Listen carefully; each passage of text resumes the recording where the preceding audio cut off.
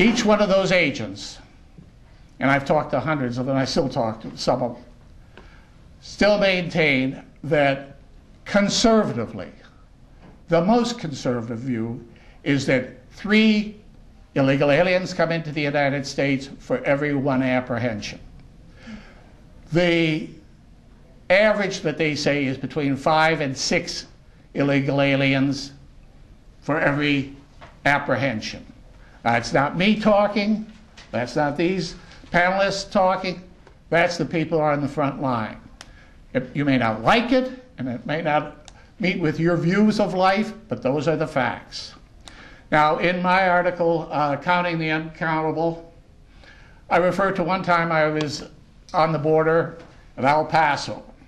And any of you from Texas and El Paso, you know, even back in 1990, there were fences along the border in El Paso City, the city limits of El Paso.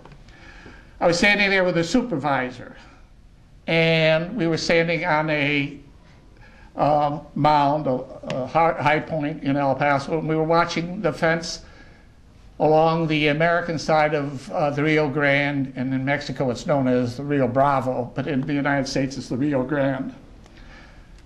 And we watched 12, obviously illegal aliens, of what background we do not know, come through a hole cut in the fence. And as I point out in my article, it was like a starburst. The 12 went just like a fireworks in 12 different directions. There were 3 Border Patrol agents down there to cover it. The 3 Border Patrol agents did corral 3 people entering without inspection. That's EWI, which is a misdemeanor, criminal misdemeanor.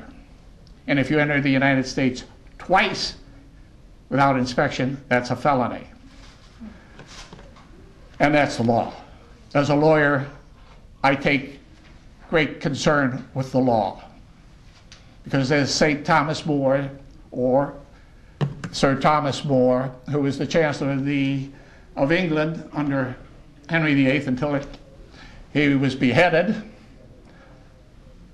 Thomas More said, the law is the law. And I'd rather defend the law than, these are my words, beat the devil. In other words, he would not break the law to conquer the devil. And as a lawyer, this is where I come from. So they had the starburst. The aliens went. I turned to the supervisor and I said, is this normal, abnormal, or what's your description? And he looked at me incredulously and said, it's normal. He said, Mr. Walsh, this is an everyday occurrence. Fast forward to 2004.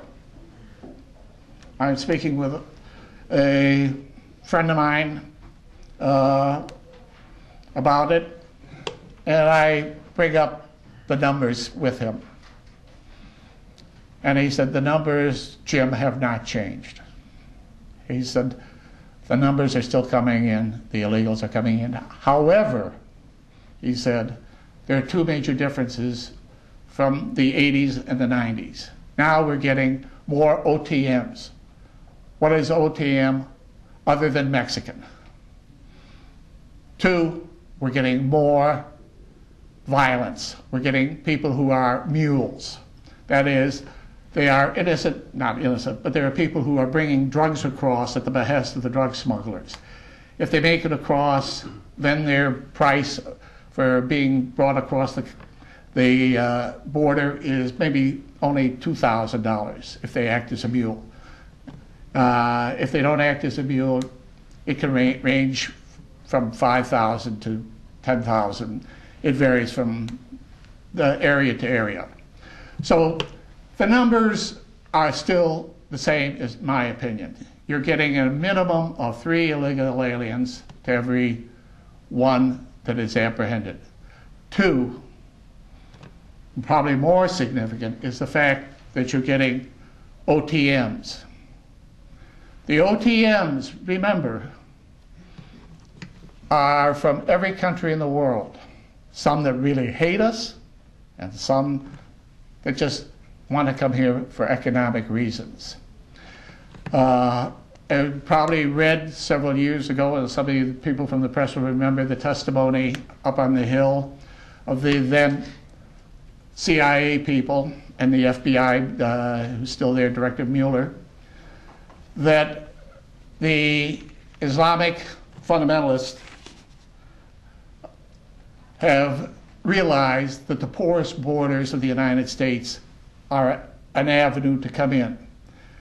As you probably remember, that the number of the 9/11 bombers were either visa overstays or came in on fraudulent documents, or some of them were even legal. I think one or two was legal. Anyway, the situation is that I have a time limit. I could go on and on, but Dr. Lutton has advised me that I should cut it. The numbers, if you look at my article, it'll go to give you some basis for my numbers. And I want to make it clear, and I point out in the article, and I point out to you, that every person that writes on numbers says, these are estimates, these are ballpark figures. And they are, because none of us really know. And when you remember, Dr. Hull referred to the Census Bureau of 2000, what happened? They had a number of illegal aliens, or numbers in the cities, that the city mayors, New York, I don't forget who was mayor then, Chicago and Los Angeles said, hey, wait a minute, we're being denied federal funds because you're undercounting the people that are homeless, and then they vaguely said undocumented aliens. What did the Census Bureau do? Boop! They jumped up their numbers 15 or 12%. It's in there in my article. If the Census Bureau was so sure of their numbers and so thorough in their work, why would they change it under pressure from the mayors that they miscounted? Ladies and gentlemen, what I look at is what I can prove in court, as I said earlier. And what I can prove in court are the facts that I have, because I could put on the stand those agents, if it came to a court case, obviously, to say what they observed, not hearsay, not what somebody else told them, not what they guessed, but what they know, what they have observed. That is the difference. As a lawyer, I think I come from a more sound or defined aspect.